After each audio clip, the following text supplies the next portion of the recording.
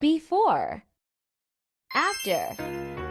Hi everyone! Another day, another DIY na naman ng Mami mo Yengs. So, kakasabi nyo na ang sipag ni Mami Yengs na usog tuloy at tinamad na yan siya. Just lang, may weakness days din naman tayo tuwing may dalaw na halos mategi yan sa dysmenorrhea na daig pa yung sakit na nagle-labor kung mamilipit yan siya. At kung paano ko ba nagawa yung vanity naman ni Yuna, of course, panindigan natin yung pagiging DIY queen natin at gawa lang yan sa mga pinagtagpi-tagping plywood or mga tira-tirang plywood. Kaya nga nang palagi kong sinasabi, hindi nyo naman kailangan ng magagandang gamit or gumastos pa para makapagsimula. Sa hirap kitain ng pera ngayon, matututo ka na lang talagang diskartehan lahat ng bagay na makikita mo dahil nakakapanghinayang magtapon na lang basta. Kung pwede pa naman magamit, may mga paraan pa naman tayo para madiskartehan at mas mapakinabangan pa kaysa magtapon, nakatulong pa tayo sa kalikasan. Kalikasan? Just lang, maliliit na plywood lang din naman yung mga kailangan natin sa part na to dahil nga gagawin ko lang naman siya ng lalagyanan niya ng bag in the future. Also, mas prepare ko kasi mag-DIYs kaysa bumili dahil mas mako-customize mo kasi yung gagawin mo. Bukod sa ikaw yung masusunod sa style at laki, mas makakasigurado kang mas tatagal dahil solid plywood yung ginamit mo. Di gaya ng mga nabibili sa online na lumulundo sa katagalan. Of course, nag-wall putty tayo para matakpan yung mga siwang. Then, kinapos na plywood para sa pantakip. Okay lang naman dahil nga matatakpan din naman ng fluted panel yan. And then, ito yung pinakamarami nagtatanong kung ano nga ba yung block na nilagay natin para bumukas yung pintuan. Power guide po ang tawag dito at less than 100 lang po ang pair neto sa online. 250 po ang pair neto sa hardware. Kung hindi naman po kayo nagmamadali, ay suggest sa online na lang po kayo bumili para mas makamura. And so, para matakpan natin na hindi mahalata yung kapos nating plywood na pangsarado, nilagyan ko siya ng mga fluted panel. And then, pininturahan ko na siya ng pink para sumunod siya sa team pink na room ni Yuna. So, para ma-cover up natin na hindi siya mahalatang gawa lang siya sa tagpi-tagping materialis lang. Para sa wallpaper naman, ganito po yung madalas kong ginagamit dahil ito po yung wallpaper na tumatagal. Plastic materials po siya at hindi siya yung paper type. PVC wallpaper po siya. Actually, pang kitchen talaga to, kaya siguradong waterproof at tatagal po talaga siya. Para sa pagold naman ni Mayor, 3 meters po ang haba ng isang roll at adhesive na rin po siya. Ito yung madalas kong ginagamit na panlining para magkabuhay lang at hindi siya yung masyadong plain. But of course, depende pa rin naman sa inyo kung anong trip nyo dahil kayo pa rin naman po ang masusunod. At wala naman pong pilitan na gayahin nyo mismo kung paano po ako mag-DIY. Since may iba-iba nga po tayong hilig at gusto, pwedeng yung maganda sa akin hindi maganda sa inyo. Sakaling gumawa kayo ng sarili nyong version, syempre ang masusundin nyo kung ano yung mas maganda sa paningin nyo. I-improve na lang natin yung pansarili natin kaysa manghusga tayo ng gawa ng ibang tao. So, yun lang. As long as nag-enjoy ka naman sa ginagawa mo, magpatuloy ka lang. Dahil hindi tayo nabuhay sa mundo para ikumpara mo yung sarili mo sa ibang tao. At hindi rin naman karera ang buhay. Ang mahalaga ay may ginagawa ka para mabago yung sitwasyon mo at magtiwala ka lang sa sarili mong proseso. Anyway, 2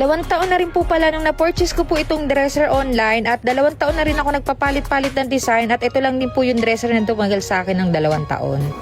What? That's so pretty. And there's a name there? Yeah. Is this custom? No way. That's pretty. Wow. I'm speechless. This is cool. So yun lang, bilang magulang, tapos na naman tayo sa pansarili nating luho at wala na tayong ibang hiling kundi ang maibigay ang lahat sa kahit anumang paraan. Gagawin natin ang lahat para lang sa kasiyahan ng ating mga anak. And that's all for today's videos. Thank you for watching. Bye!